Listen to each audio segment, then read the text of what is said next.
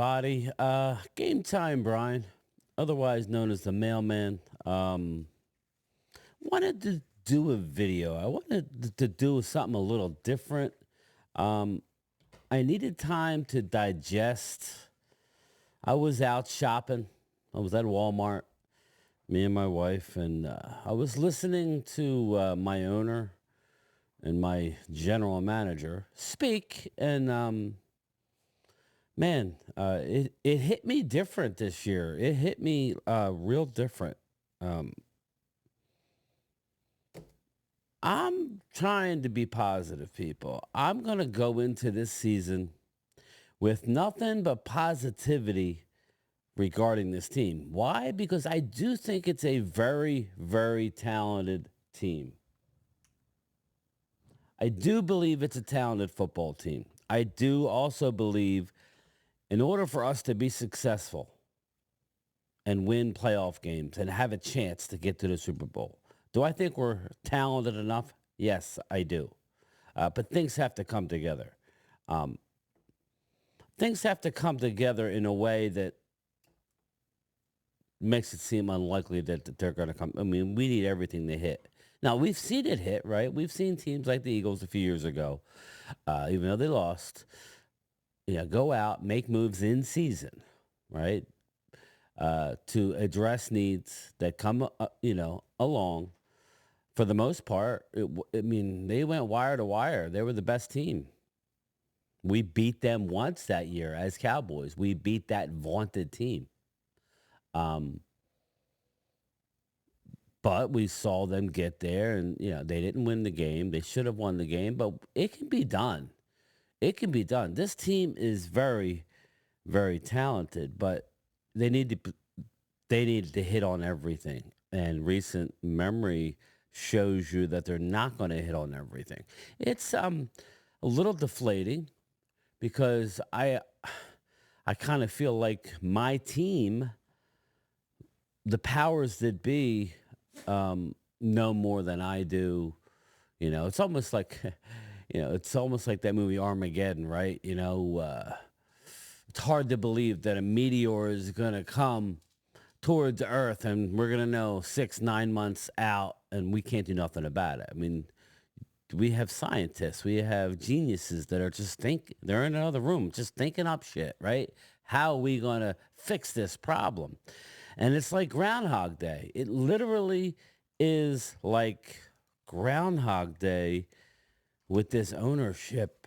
I'm gonna write that down, Groundhog Day, because that's what I feel like. That it's Groundhog Day yet again. I don't know what you guys feel, and this doesn't even have to do with Dak necessarily. It's their philosophy across the board. I don't care whether you're pro Dak, right? I don't care if you're. This goes out to the pro Dak. This goes out to the anti Dak who thinks that he can't get it done in the big game, and you're entitled to your opinion. But if that's the case, then and they have no real intentions. They could say they're going to try and sign him for $50 million a year. Well, everybody on Earth and on the moon, knows that he's not going to sign that deal. So I understand he had a no trade, but I was screaming from the mountaintops before the draft regarding Dak Prescott that if you're not going to bring him back long term, that you needed to make a move. Go to Dak, let him work out his deal, pick his teams, and get the best deal possible for the organization. And he did not. The organization did not do that. Now, what I want to do here, well, I was on Philly 500's chat briefly. We were out doing some shopping, and I was basically talking through Philly, through the chat. I had made a comment, and he goes, "All right, well, game time. Since you're from a content creator, Dallas Cowboy. What do you think? Who's going to be the odd man out between Micah CD and Dak. And, most of the people said Micah. Most of the people.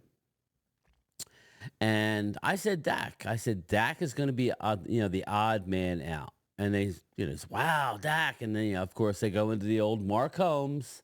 Mark Holmes, he's going to have a meltdown. And I think I said something like, yeah, man, that's going to be a rough video or whatever. But Philly, he couldn't believe that I said Dak. Well, listen, the signs are all there, people. If they haven't signed him by now, you waste a fourth round. No, I'm not going to say waste. You use a fourth round draft pick where nobody was given that type of draft capital for a Trey Lance.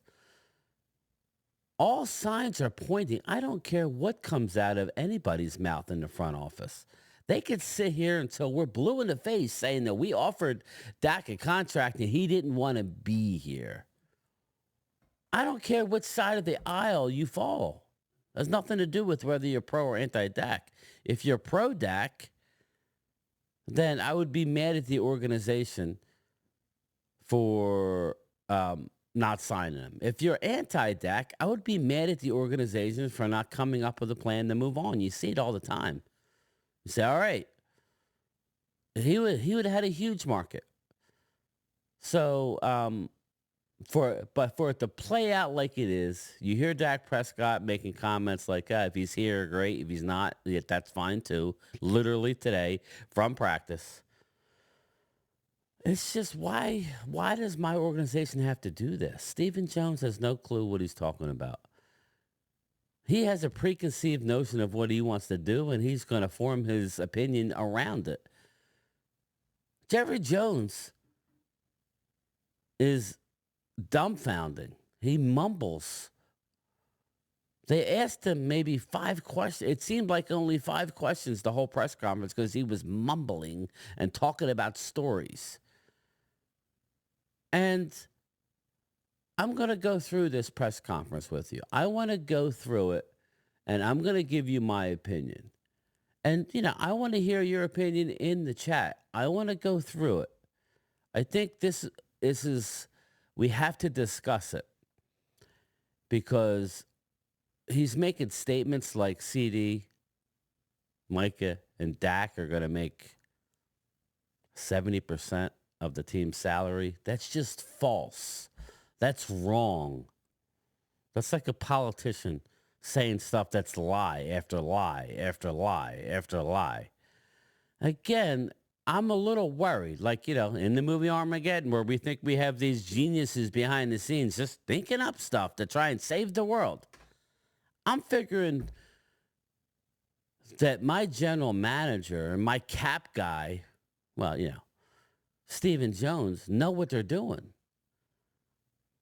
And I honestly feel like they don't know what they're doing. And I'm not trying to be negative. This was a tough video. I should have done it earlier this afternoon, but I just sat around saying, do I want to do this video? We're just starting training camp. Now, this by no means means that we can't go have a hell of a season, because I think we can. But this is not the way to go about doing it. It's very, very confusing to me, but let's listen in. It's going to be a long video, people. But again, we need to dissect what these guys are saying. And I think that's just crazy. It's absolutely crazy what this team is doing. Let's see what camera we want to do here. We'll go with this one. You know what? Let's do this. Let's switch cameras so I can look to the left. And let's do this one. Let's do this one. Let's do this one. All right, here we go. Here we go. Jerry, David Moore, Dallas Morning News. I'll start with a couple today and get a legal question off the top and then move to football if we can. You've been involved in several fraternity suits that have gone through the system over the last couple of years. What led to the resolution to this latest trial in Texarkana after just one witness? Well, we got it, we got it resolved like I wanted. And so it was unfortunate, but it is resolved, and that was, of course, very sensitive with my family, and it was very sensitive with the unique publicity that's involved with the Cowboys, and but it was involved satisfactorily for all concerned. I won't be commenting any more about it, but I certainly are where I want to be. And from a football standpoint, I know you've said before that the worst place a fan base can be is when it's apathetic or there's apathy involved. Coming off this off season, there doesn't seem to be apathy. There seems to be a lot of frustration with how the season ended and what you have and haven't done. And since then, do you sense a stronger sense of frustration than you have in the past? And if so, what do you attribute it to?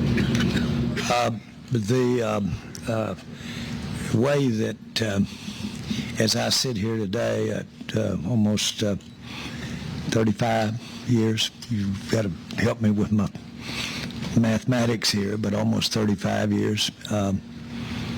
I see several faces that I saw 35 years ago here, and but after 35 years, the one thing that's for sure is ambiguity.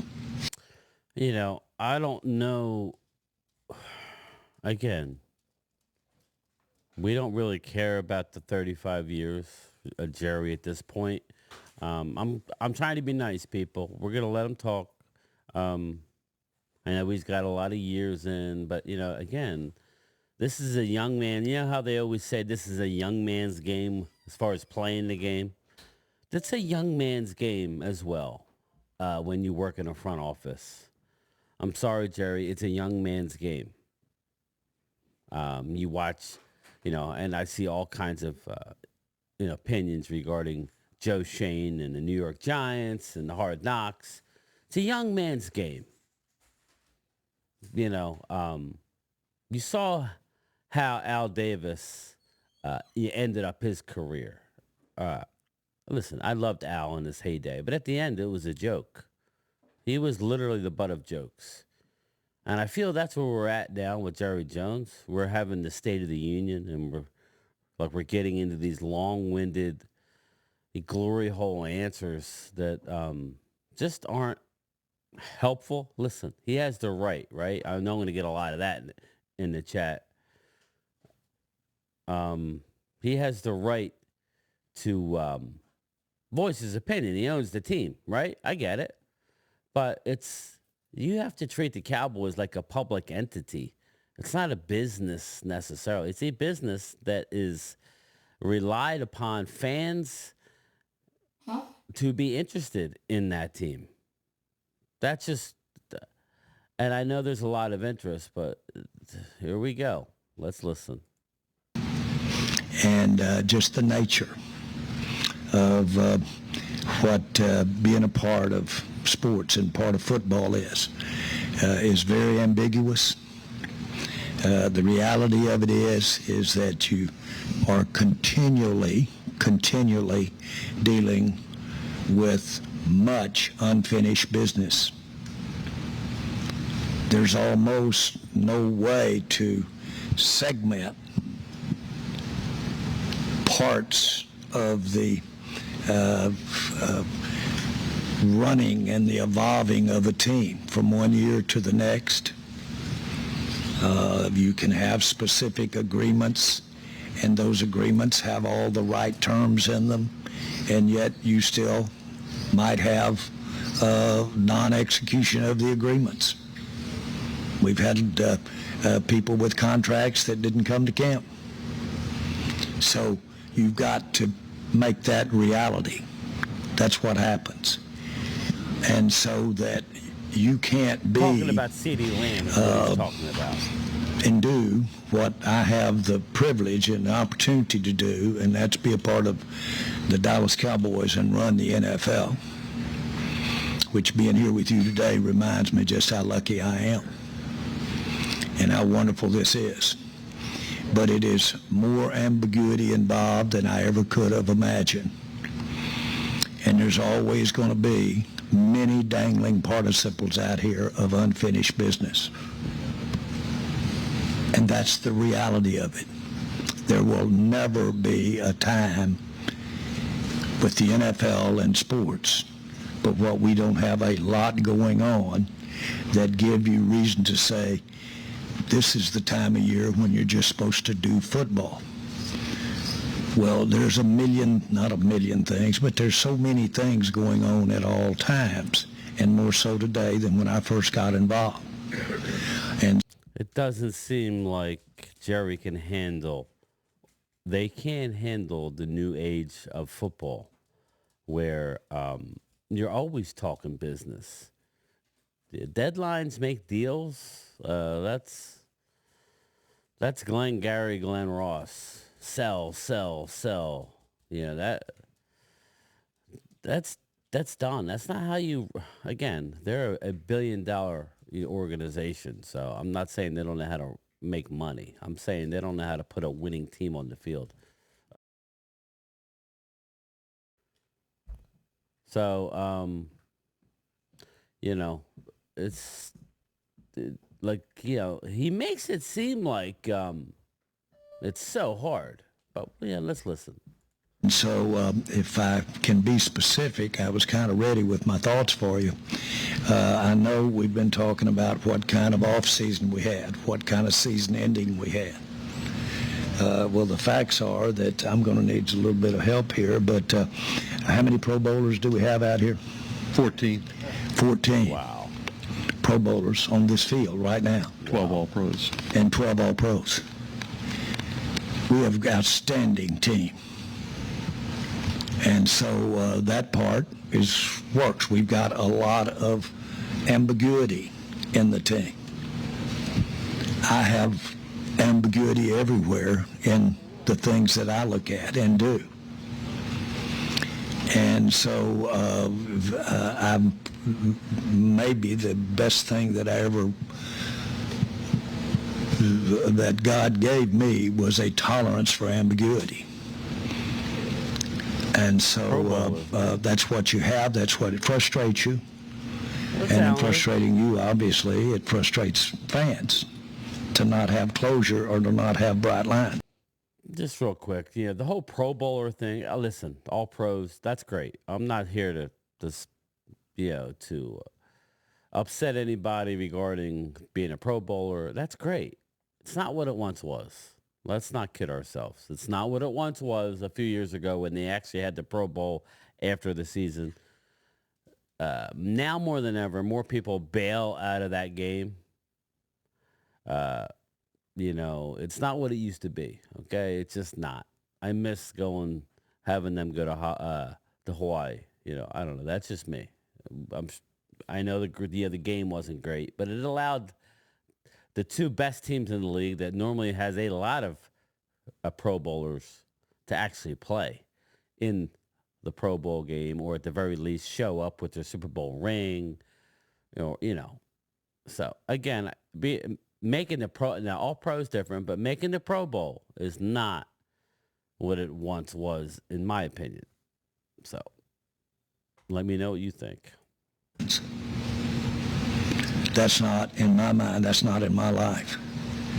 And so that I don't ever anticipate it getting any better with the NFL and the Cowboys. As a matter of fact, since we last met here last year, there's been even more ambiguity thrown on the table. Hello, NFL. Good to be with you today. Clarence. Clarence Hill, 4-Star Telegram. I've been here 35 years, been about 28.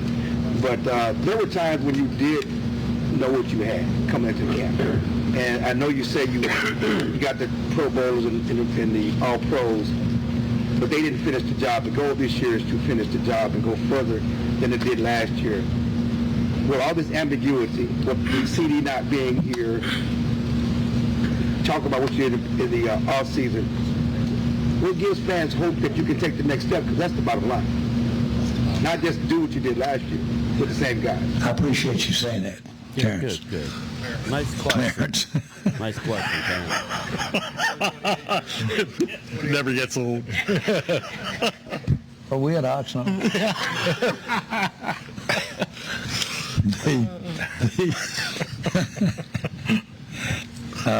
I've forgotten your question. Seriously. Hey, quit asking questions that I haven't got on my notes here, will you, please? But seriously, will you condense it a little bit and let me go from there? Well, I mean, it's been ambiguity. Certainly, we know that. But you talked about the Pro Bowl. The goal is to take the next step, though. You know, you had these same guys last year. You take the next.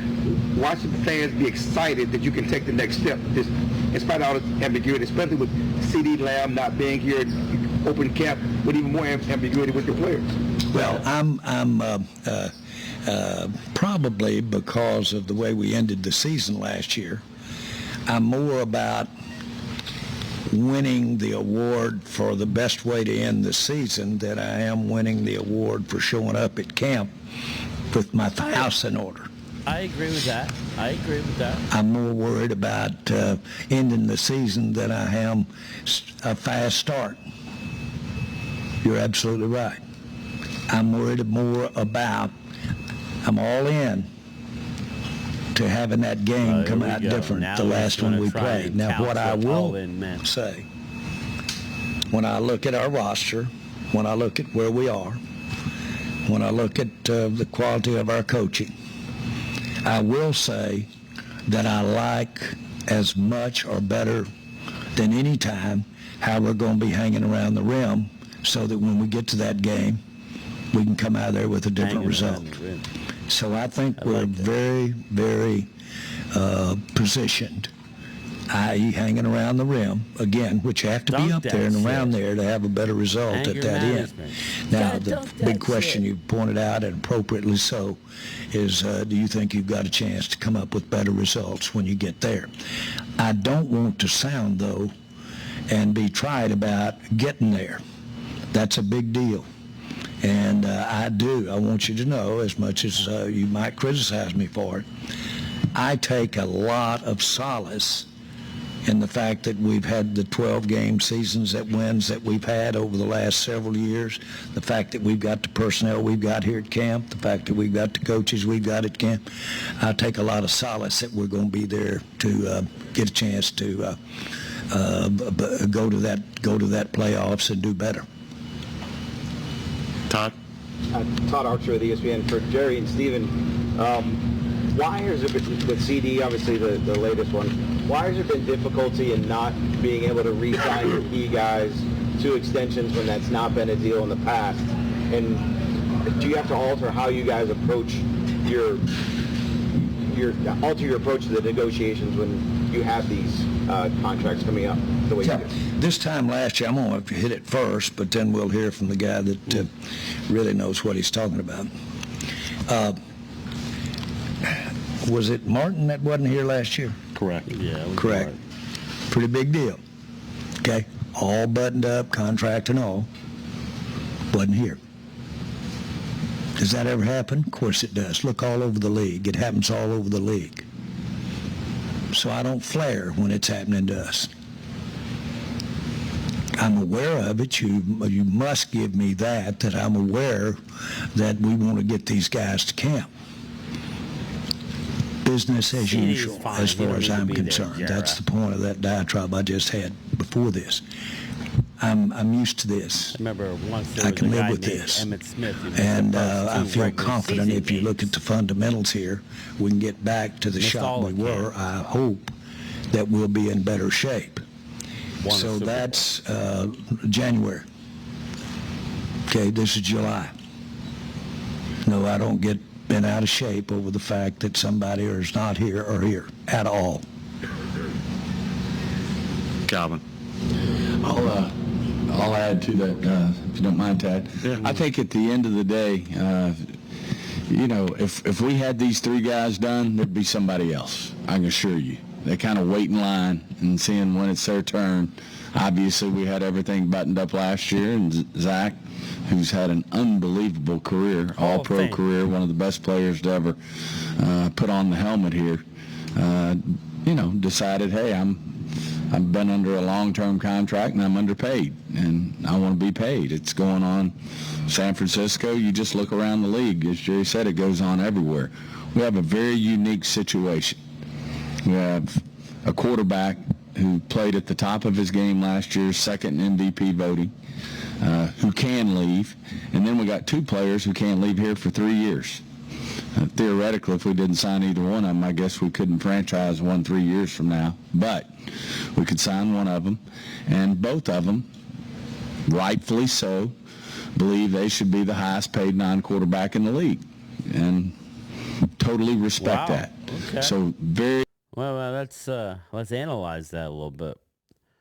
Well, we know Micah. Micah has come out and said he wants to be the highest paid non-quarterback. I've been vocal in my opinion. I'm not telling you what a open market would afford him. I'm talking about Dallas has his control for a few years still with the fifth-year option, with the franchise. There's Micah. I mean, we control Micah. But to hear him say CeeDee Lamb basically is saying he wants to be the highest paid non-quarterback when he's not the best receiver in the league. Again, like Micah, I'm going to be fair and equal. I don't believe Micah should be the highest paid non-quarterback. Now, he gets to prove me wrong this year. Micah does, not CD, because CD is holding out.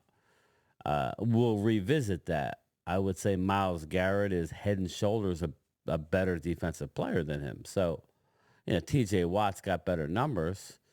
I don't know that T.J. Watt's a better player now, but Myles Garrett is. You want to get a contract equal to Myles Garrett, I would think about it. That's all I'm saying. I'm not hammering Micah. It's not like, you're hammering Micah. No. But to hear CD says he wants the highest. And I joke with some of my Eagles subscribers, Drew and Twiz, and they say he's the best slot receiver in the league. And I laugh. And they know he's very good. Whether he's a notch below A.J. Brown or whatever, he's close. Notch above, however you see it. I don't believe he should be paid highest non-quarterback. I just don't. That's wrong. Take a look at your surroundings. You're playing for the Cowboys. You know what you have. That's how you know we draft good, Drew, because we got all these players that are going to be making a crap ton of money. Now, I agree. We should have addressed these issues prior, not let it wait. Deadlines make deals my ass. No, they don't. Not in this day and age, in this climate where the money keeps going up. The longer you wait, the more deals get done, the higher the price goes. It's that easy. For $1 billion organization to not just, shift their way of thinking a little bit, it's costing the organization a chance to win a Super Bowl. But let's listen. Very difficult situations that we're trying to work through with them. They want to win. They want to put a ring on their finger, and they understand the difficult situation we have with a high-priced quarterback going into his second high-priced contract. He was the highest paid when we paid him 3 years ago, and then we got two other guys that we're trying to work through.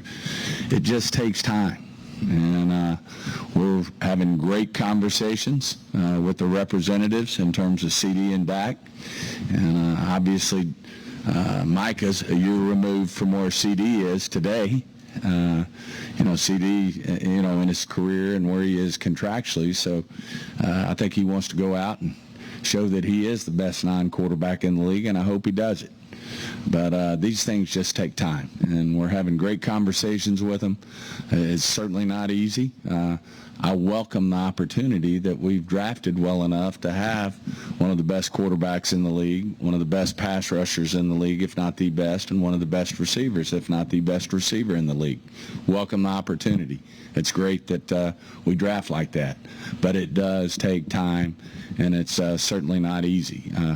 You look at a guy like Jefferson, they're not paying a quarterback. They're not paying anybody on their roster at this point. So it's a lot easier for them to stretch a little more, and we're just trying to work through reasonably with CD, reasonably with Dak, what we can do to make it work from an economic standpoint. And certainly when you're trying to pay three guys like that, it certainly does limit your opportunities to maybe improve the roster down the line.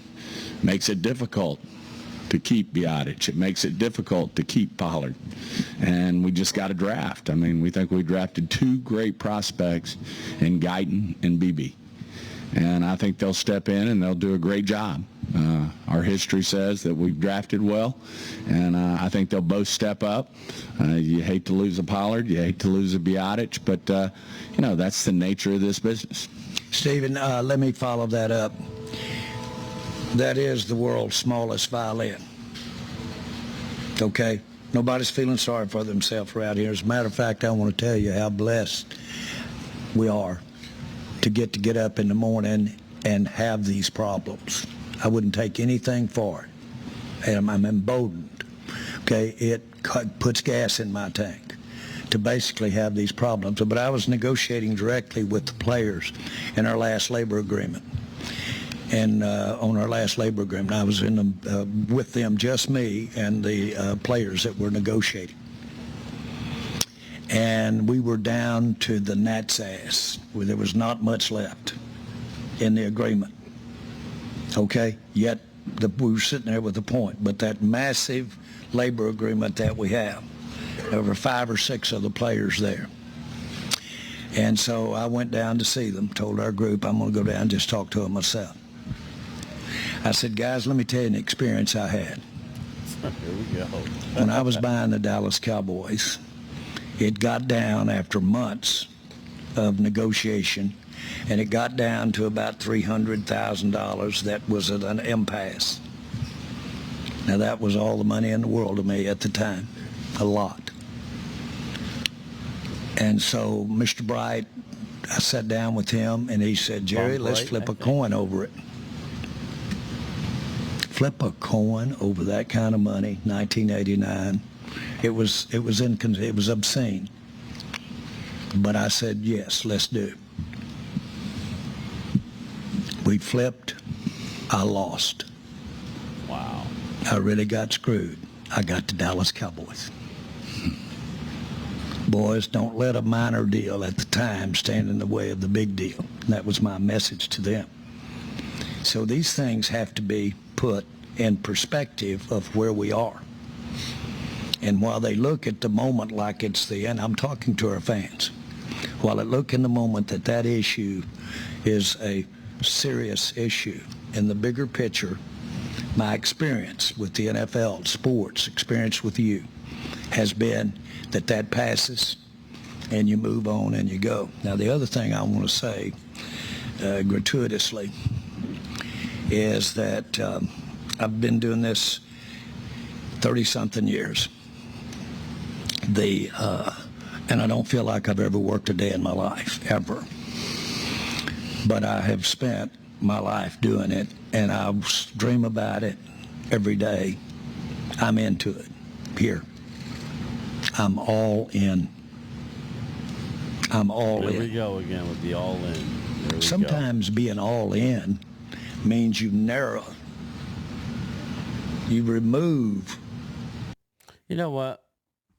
I got to address something here. I just thought of, they're doing the little violin about all these good players. Now, listen, I know people, especially Dallas fans, some Dallas fans are tired of hearing about the Eagles, signing Jalen Hurts, signing A.J. Brown, signing Devontae Smith, going out and getting Saquon Barkley. I mean, that's a fact. Do you know that the salary cap went up $20 to $25 million more than they thought it was going to go up? What I'm saying is, Dallas Cowboys had a forecast of what the cap was going to be. The cap went higher by, I want to say $20 million at least, more than what they thought it was going to be. So instead of using that, right, getting on the horn, right, again, they're making, I'm not saying it's not a tough pill to swallow. We know how cheap this organization is. And I'm not trying to be mean to Jerry, but you know their stance on, paying a coach that's not there anymore after you fire them. We dealt with that with Jason Garrett. We knew long about year 6.5 to 7 when he signed his second 5-year deal that he wasn't the coach for us no longer. Yet we kept him on for another 2 to 3 years. Why? We didn't want to pay him to not coach. So at the heart of it, they don't like doing that.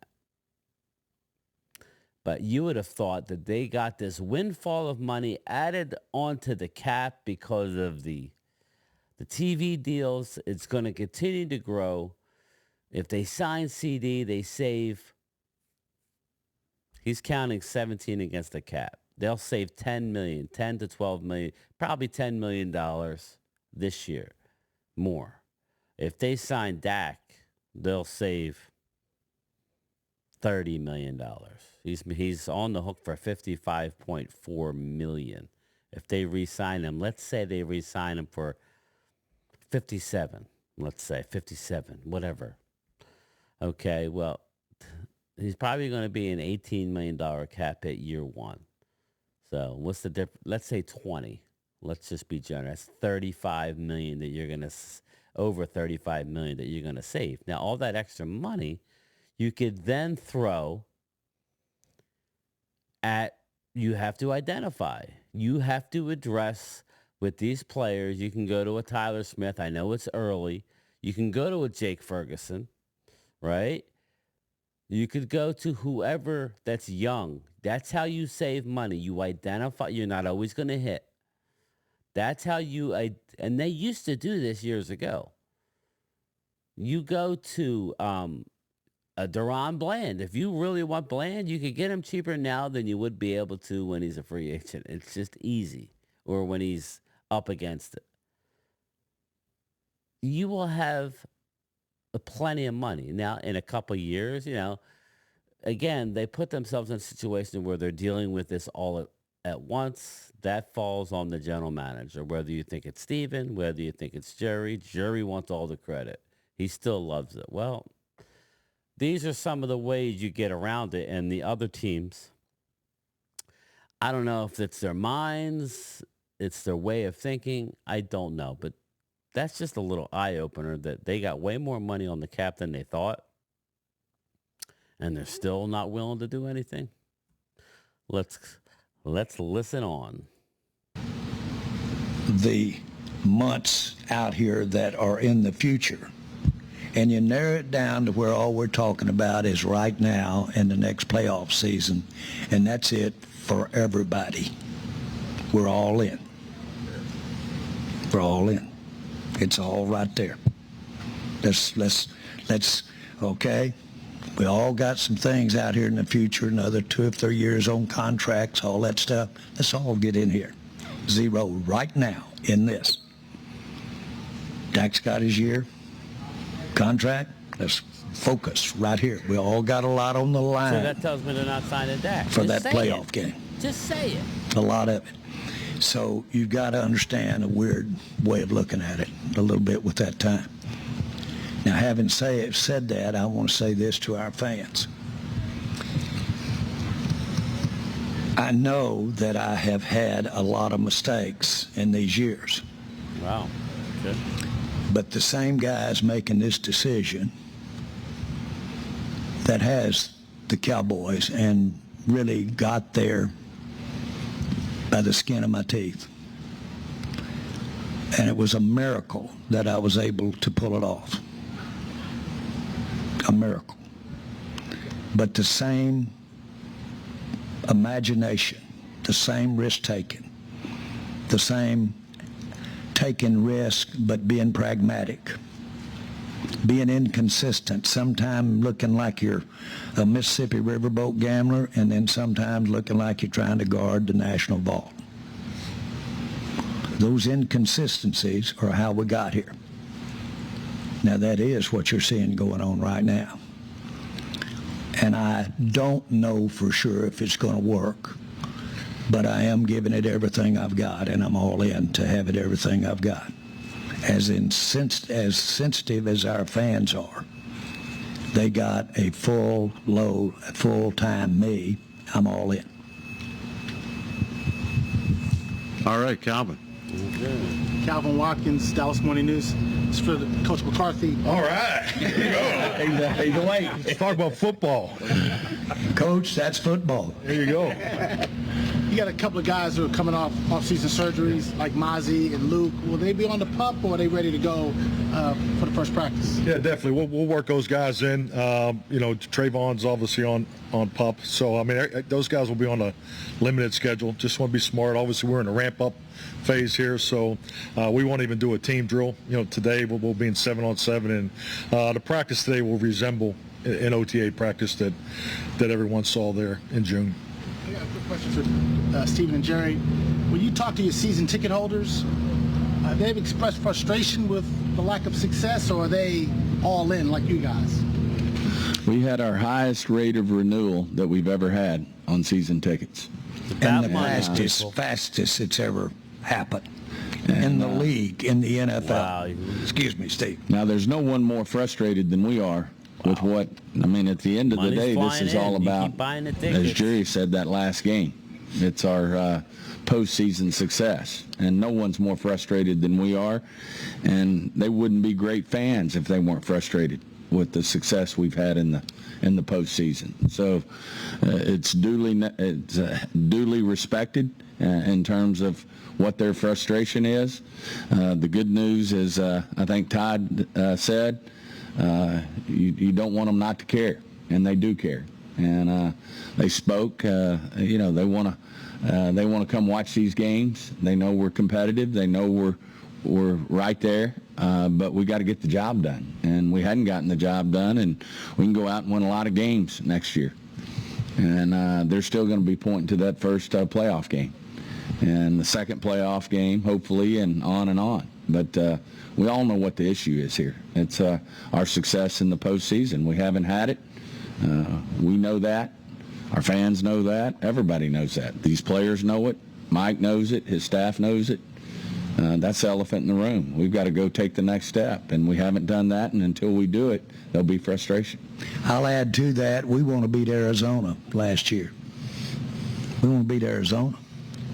Okay? So it's not that we're not, to get to where we'd like to get, to even be eligible to mess up against Green Bay, we want to beat the Arizonas on the way. Of course, we want all that, and we all understand that. I'm saying that so that our fans, through you... I got to interject something. Who's saying that they messed up? Maybe they weren't good enough. I don't know. Am I the only one who watched the game and saw that we didn't have a qualified linebacker on the field in a playoff game? I don't know. Is that what I saw? A Trayvon Diggs got hurt. I mean, I don't know. Our quarterback didn't play well, but our defense didn't stop nothing. So, again, it would have helped if you would have signed a Bobby Wagner. You know what I mean? It would have helped if you would have went out and got a Derrick Henry at the trade deadline. These are the things that I look at that would have made a difference in the game. So, I don't know, Jerry. Well, understand that. But when we go to league meetings, NFL meetings, they don't put the team name on the overall league information. So the team is anonymous. But when they put up on that sheet last month where clubs are in renewal, numbers of renewal, total percentage of renewal, and total percentage of anything new. The Cowboys are so far ahead of the rest of them, it's unbelievable. They're When they put that printing up money. there. They're printing money, people. And that's my answer to you.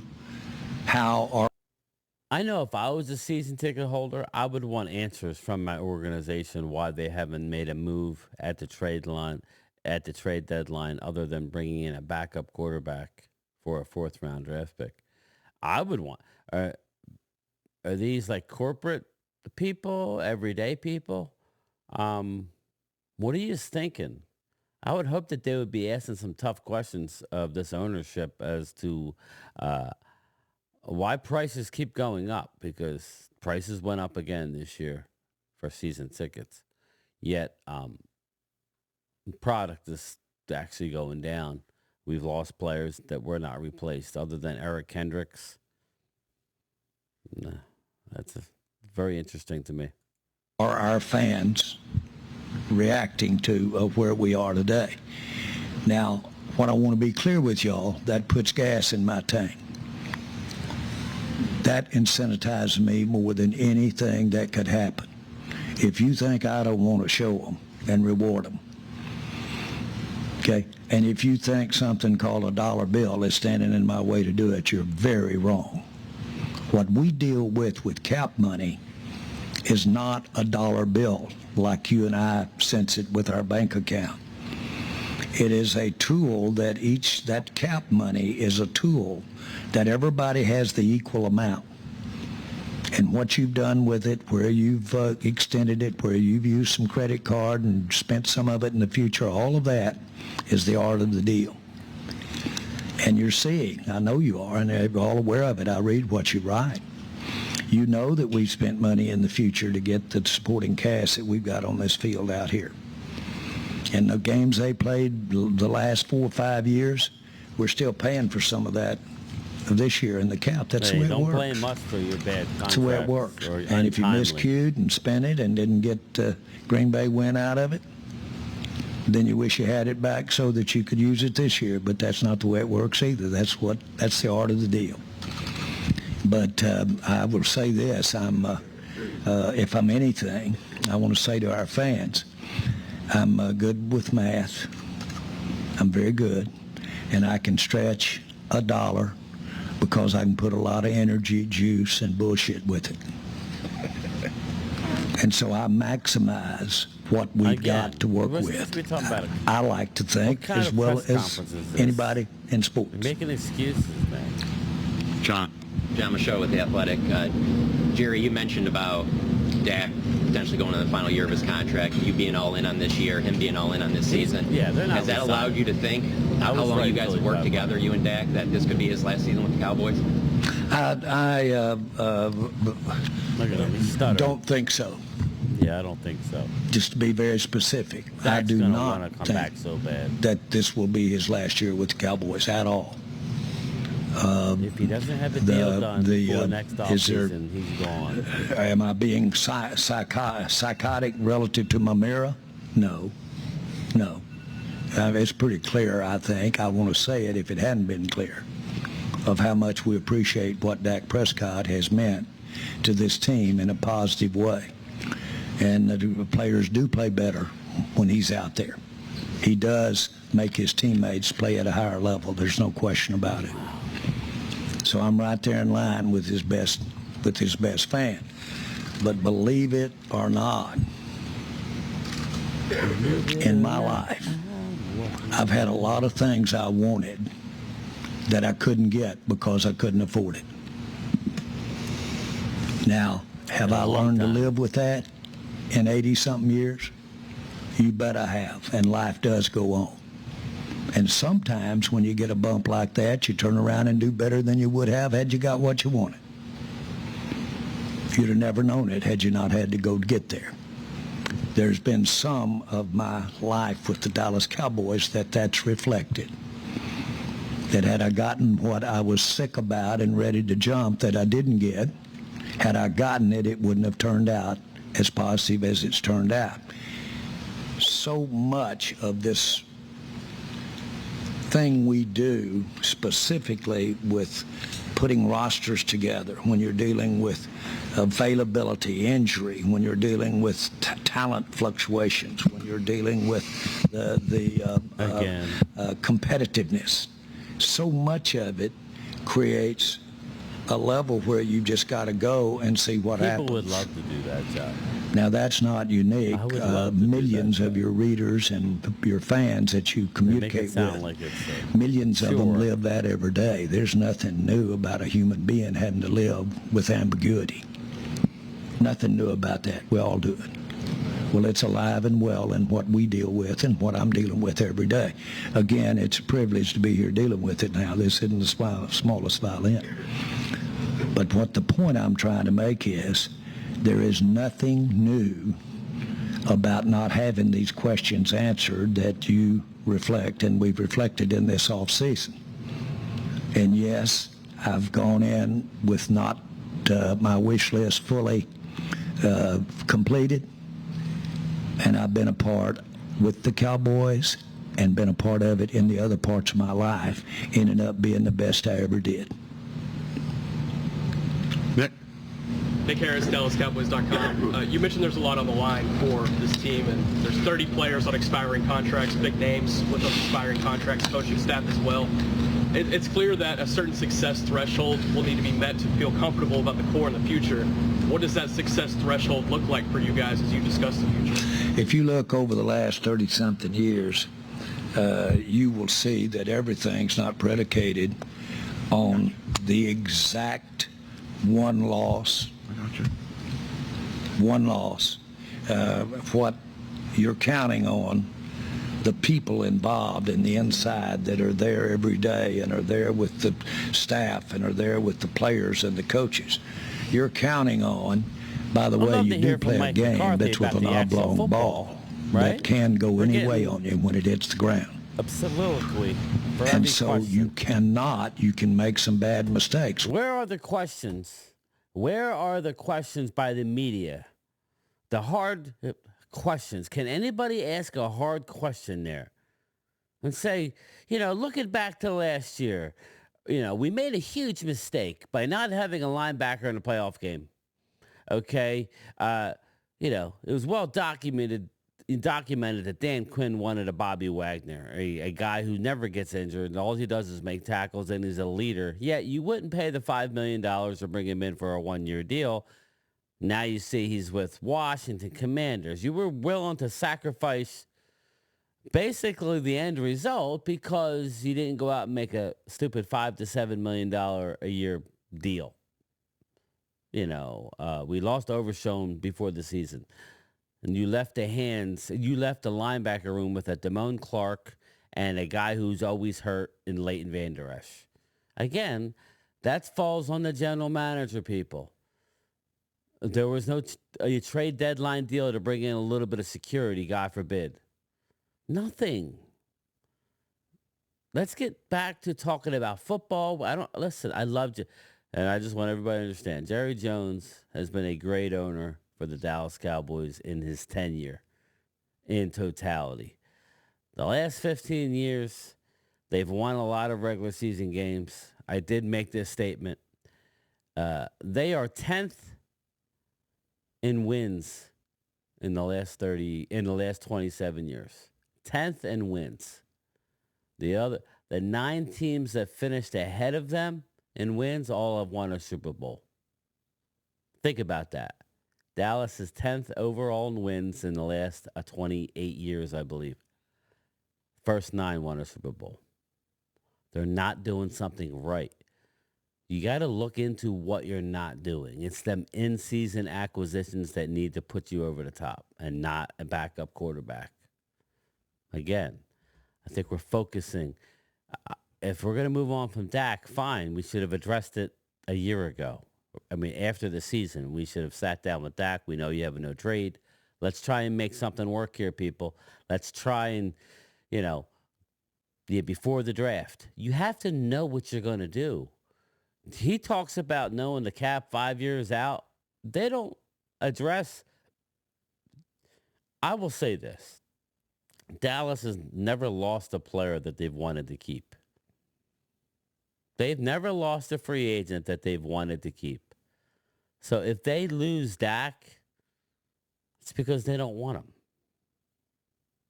But to let it get to this point is the frustrating. Me as a Dallas fan, I would have rather if you had traded him before the draft. There would have been many a suitors. Dak would have waived it if he could, get his long-term contract, his $60 million deal. He absolutely would have. Again, anybody getting hurt here is not his feelings. It's us, the fans. Totally base your decisions on the results of Green Bay Cowboys last year. You can make mistakes. Now you can't ignore it, and you got to realize, just like our fans do, that it's something to think about. But you can't just be that bright-lined. I'm going to say this to try and answer your question. There's nothing bright-lined about the kinds of things that you have noted in this off season that are not happening. That's not bright lines. It's got a lot more ambiguity to it. Anybody have a question for Mike? Because practice is going to start here. Patrick Walker, DallasCowboys.com. And football question, but Stephen, feel free to weigh in from the perspective of roster construction. But Counting Hunter, look, you guys have 8 running backs on the roster. Can you talk about the challenge of over the next several weeks, how you plan, not necessarily how you plan to, but the challenge of rotating those guys into a point where you have enough data to make a decision on, shaping that down? Yes, definitely. I mean, when you look at the whole running back group, I think number one, you have to look at Zeke. Zeke's played a lot of football. I mean, we obviously look at all of our players, particularly once they get up around the 30 years old and the number of reps they have in the league. So we'll definitely be smart with him as far as his reps in practice. So with that, and on the other side of that is younger players get more opportunities. And specific to your question about Hunter, if you look at the direction of the offense, last year, we weren't just primarily a one-back team, whether it's 3 receivers on the field or 2. So we do want to expand, some 2-back concepts and things like that. But on the flip side of it, too, Hunter has shown the ability to be a contributor in the one-back offense. Yeah. So just having that flexibility is important as far as how we want to challenge our opponents. But also, I think it's important to, you always want to create opportunities for, particularly with the running backs, to give them flexibility and diversity, because that's what really, when you get down to it, is, the more that they can do, not only in one back or 2 backs, but also special teams is always a huge factor when you get down to, the end of these tough roster decisions. Saad Yusuf, The Athletic. Steven, you mentioned that you guys are in a unique situation with all these contracts. Just what is unique? I mean, we've seen other deals get done around the league this offseason. What do you feel is unique about this situation for you guys? I just think it's very unique that you have a top quarterback on your team as well as 2 players either side of the ball, offense and defensive player, that feel like they're, and rightfully so, the best non-quarterback football players in the league. So you add that up, and certainly it stresses the cap, if you will. But we think we can get them both done. We think we can get Dak done. We think we can get all these things done, but it does require you to make some tough decisions in other places to draft and develop and play your draft picks. That's why, like you said, it wasn't easy. A guy we drafted, a Biotic, a Tony Pollard we drafted. For me. Think the world of both of them. Have to let a Hall of Famer like Tyron Smith walk out the door. Those are tough decisions, but those are decisions you have to make if you want to keep your up-and-coming young players. And I think, we're fortunate that we have this issue. Stephen, I think as you were making that statement, those 3 players you named could be 70% of all the money you got, 70% of your payroll. That's a false statement. Now you need a little money for the other 51. That's wrong. That's a challenge. Especially a challenge when you've used some. Dak makes 55. Let's say he gets 57. 57. 35.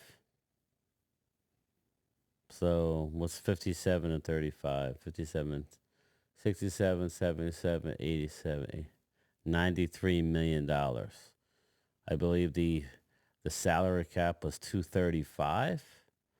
So it's less than 50%. Now, if you add Micah in there next year, okay, now you're up around 52 to 55%. So that's wrong, people. Again, that's just wrong. Some of the very money that you're working with, you've used it for years past, so you probably got some of there. That's not singing the blues, and it wasn't unanticipated. What is a pleasure is that you're dealing with that quality in that situation, how to keep the top quarterback and how to keep on either side of the ball, as he just mentioned. Add it up, and you'll see about anywhere from 70 to 80% of your whole payroll there. Wrong. That's wrong. Now, how to figure that and keep the kind of supporting cast that Dak has had in his career. Nobody's going to call him out on how his to math. Keep that supporting cast That's my so problem. that Dak Who's can maintain and improve whoa. on where he I have is. a question. And be spending on those three 70%, players bro. 75% of your money. Low 50s. That's a challenge. 52. How do you keep a supporting cast like the one we're talking about out here right now, plus on three players spend 75%, and plus have spent a little bit of that on your credit card for years past? That's not singing the blues. I'm privileged to get to sit here and try to make it work out, but it's real. It's real. And you look around the league, and everybody does it. If somebody on any one of those players happened to not have to be paying a quarterback, or happen not to have two players on each side of the ball that they're paying, they've got more money to spend for that play. Are there other clubs that don't have what we're just outlining? You bet there are. And so they have got more of their cap that they might allocate for any one of those players. And there's 31 other clubs. That's what happens. Jerry, you mentioned that you wanted to see leaves fall. With Justin Jefferson's deal getting done, what other leaves are you waiting to see fall for CD to get done? Well, let me see what today brings, and I'll talk to you tomorrow. No, I'm trying to be. You don't want to answer. Excuse. Specifically, we are so involved in trying to see where we are with our situations that is a major part of seeing the leaves fall, seeing the time go by, seeing this day and this week, how they go by. And by the way, it goes up. The price goes up. I have, in my life, played option quarterback so many times and wait until the last leaf on the tree.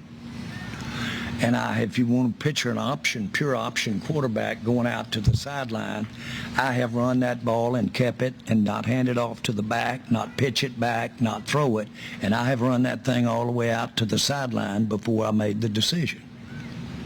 Because I couldn't get whatever it took it wasn't right for me to make the decision. And so what our fans, what you're seeing, what we deal with is we're buying time. We're option quarterbacking, and we're going on out toward the sideline, and we haven't handed it off. We haven't pitched it. We're trying to make our mind up what to do. Does that sound like Mahomes to you? A little bit? Okay. It do. It really do. They really do. So having said that, I'm just trying to give you a description here. That's what we're doing. And we're waiting for something to happen in the morning. You wait any longer, man. Jane. I was going to first start with Mike, but I'd like to start with you, Jerry, and then Mike, if that's okay. Jane Slater, NFL Network. Real quick, Jerry, you've talked about, circling around the rim and the negotiations and the option quarterback. We've sort of seen this play before. I mean, we saw Zach hold out last year. He got paid. Ezekiel Elliott held out. He got paid. So why not just slam dunk it so you can start camp with these guys?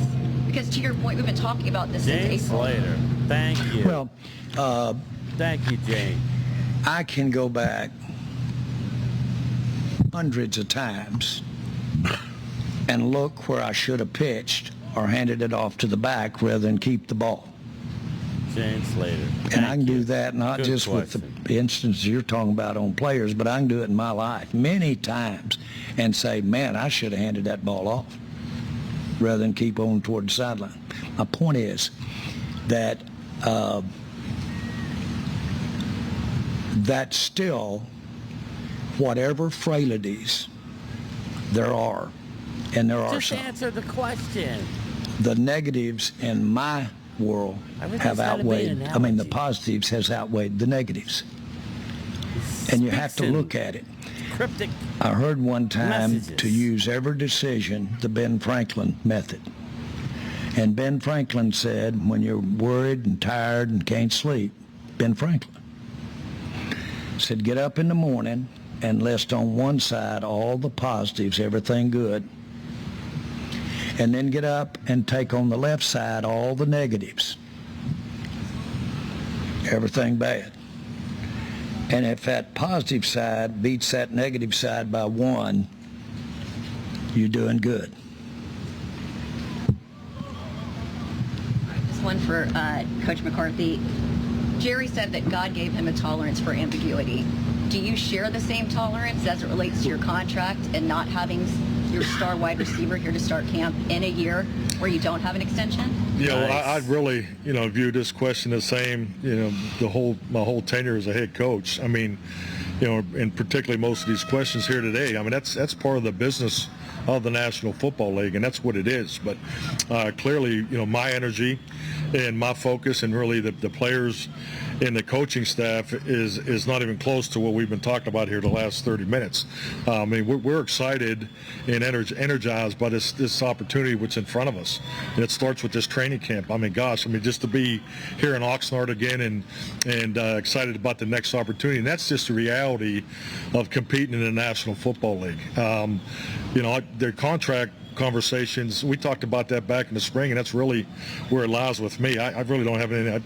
I don't know if I've mentioned the word contract, prior to talking about it right now, so in quite some time. That's not the way we're wired, and we can't be wired that way because, there's almost so much time and energy, and we're on an 11-hour work day, and, the enthusiasm and energy that goes on in the meetings yesterday and today, that's what we're all about. I can't wait to get out there and get the first down. So, and that's how you get it done. And I get what's happened in the past and the frustrations of the past, but we're past that. We're energized what's in front of us and the reality of the work that we have to do to put ourselves in position to answer those questions next year. The only thing we've been guaranteed is 17 games, and that's where our work and what we identify with. So, and that's the beauty and that we have as any NFL football team, but more importantly, the specialty of being a Dallas Cowboy. So this opportunity in front of us, we want to maximize it and get to work today. Well, and that's where our minds are. That's where I like where Mike the locker McCarthy's room at. and the spirit of what we accomplished in the off-season program. And so much time and energy is talked about an individual that may not be here or a contract and situation. But the reality of is when we presented our off-season program awards, we had a 9% increase in workouts last year. The strength levels were an all-time high in our 5 years here under our program. So our program has improved. Our off-season program it shows those results. And from my personal experience, you improve from within.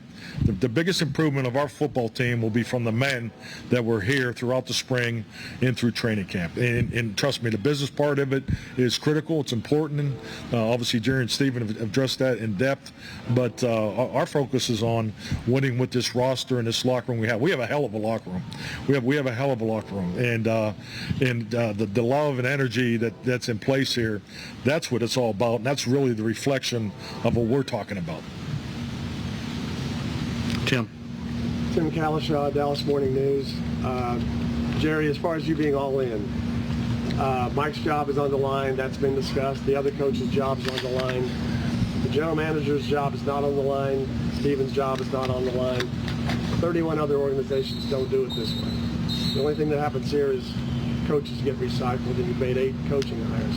Why does this make sense for the Cowboys when nobody else does it this way? Exactly. The, Bam. Good question.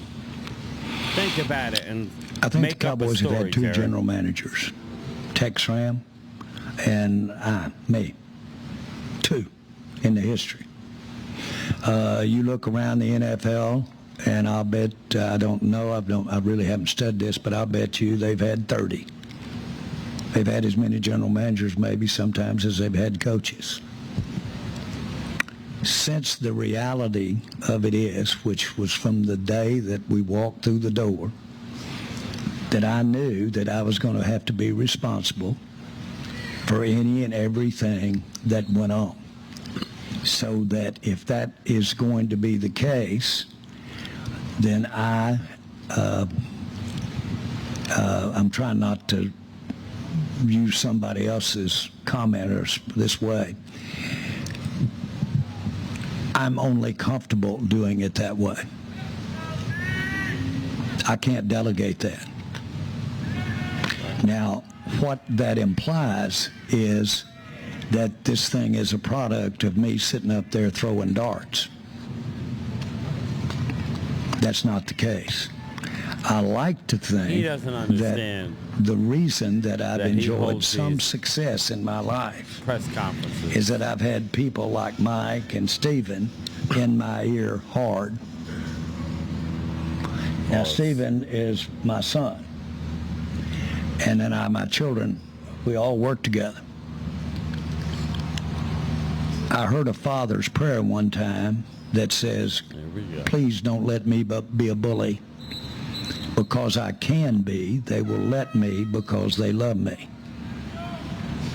And so that I lay up waking nights making sure that my ears are open and that I'm not too willfully strong. So believe you me, I listen and I get a lot of input. And when this guy to my right talks to me, you notice in a draft room who I'm sitting by? I'm sitting by Mike. When he talks to me, it's going in and it's not coming out. Now, I'm a lot of things, but I'm not slow. So I do listen to the people around me. Otherwise, I wouldn't even be sitting here, Tim. I wouldn't even be sitting here. You can't get here and get to be a part of this, just me. And so I've had lots of input. Jimmy Johnson gave me a lot of input. Okay? Did anybody else have to make the final decision? The decision. Do you punch the button or not? Not one time in history that I've been involved with this team. Now, if my butt has got my mind out someplace else and not on this, then you have to trust me that I know how to, since I'm not on top of the issue, trust it when Mike says, we're going to do it this way. Stephen says, we're going to do it this way. Trust me. That's the way it is, and it's been that way since we got the Dallas Cowboys. Whatever we are or whatever we're not, I think I saw where we've the sixth winningest team in the last 15 years in the NFL or something like that, in the NFL. And with Mike as our coach, we've had, in my mind, we've had really good among 32 teams about what we've done.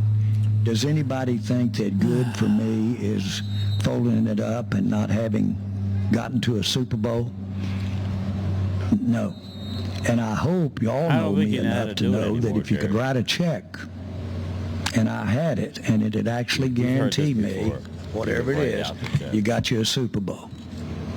I hope y'all know I'd write that check. I'm embarrassed to tell you that I would. There's no such thing. And you have the greatest people, greatest coaches, greatest advisors you've ever seen, and it doesn't guarantee you a Super Bowl. Now, I apologize for this self-talk with you here today. But I do and have. This is not your normal GM situation. I mean to tell you, I will change on a dime if Stephen reaches over and says, let me tell you this, I'm going strong here. Or Mike goes strong. Will go strong. All right, that's going to wrap it up. Practice is starting. Thank you. Man. All right, well, All right, so we heard that. I want to know your. We listened to the whole thing. We listened to the whole thing. Jerry doesn't understand, and let me start by saying I love Jerry Jones. He's given me three Super Bowls. He's brought the Dallas Cowboys from a team that was going bankrupt and made him a powerhouse on paper, money, rich. I think it's obvious he wants to win. I just don't know that they know how to win anymore. I think winning in this league, like you said, you could have all the pieces. Sometimes you just need a little magic.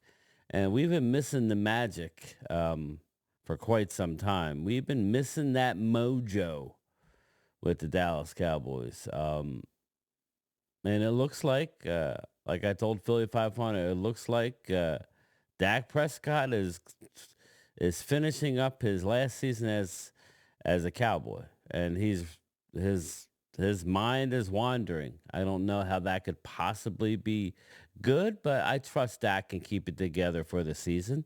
Hey, I would like nothing less than to go on and win a Super Bowl and be stuck with a situation where I think if we won the Super Bowl, he would definitely leave. How could you top that? Go get your money. Go get your 65 or whatever, whoever's going to pay you that. Somebody will be stupid and pay you that. If you come up short, that's why I think this is it. He either gets a deal now or he ain't coming back. And again, that's a very risky proposition, but I'm okay with it. I just don't like losing players for nothing. We'll get a compensation pick, but I feel more confident than ever in that Dak is gone at this point, unless they sign him before the season. Again, if they go into the season, I don't find any way, unless he gets hurt, God forbid, I would never want that for Dak. He's probably not coming back, but I felt bad for Mike McCarthy sitting there getting caught up in these long-winded answers. It's crazy. But, there's the press conference. How many real questions did we get? Half a dozen? Wasn't much football being talked about. It's the State of the Union where Jerry Jones keeps every year. It's like Groundhog Day over and over and over. It's just gets old, people. But again, they have a lot of talent. They told you how many Pro Bowlers they have, how many All-Pros they have. I think they're going to be fine. They're going to need a lot of help to get to the promised land, like every team. Every team is going to need to get lucky unless your name is Patrick Mahomes. Patrick Mahomes just has to make the playoffs. And then the magic seems to happen. Everybody else in the league, you got to have things go your way. So I'll take my chances. It's just, I'm over it. I would never not want to have a Jerry Jones around. But I do look forward to the days where maybe they bring in a young GM. I don't know. You think Steven will be that GM? I'm curious to see what would happen with Steven being the GM, or if they actually let Will McClay be the GM. It would be very interesting. But I'm going to wrap it up, people. Thank you so much. It's a long video, but I wanted to listen to the whole. I didn't really listen to it straight through. I was in the car, I was in a store, and I was, kind of shocked me. I was expecting to be on Saturday. So when I was listening, I really was missing a lot. So I wanted to give you my honest opinion, and there wasn't much asked. There was a couple real good questions, and Tim Cowlishaw, you saw he wouldn't answer it. They're stuck. They're stuck in their way of thinking. We're going to have to get lucky to win it. That's just the bottom line. But all right, everybody, let me know what you thought. I wasn't all, I was trying not to be negative. I wanted to hear him out. I'm disappointed. They're really happy about them ticket sales. So Be that as it may, right, Mark Holmes? Get ready for a hell of a year. So hopefully it's a good one. All right, everybody. I will talk to everybody later. I will have my lunchtime chat in probably an hour and a half or so after this. I'm going to make this a premiere. So, yeah, like an hour and a half. So make sure you hang around. Make sure you have your bell notifications on. And I will talk to everybody later. How about them Cowboys?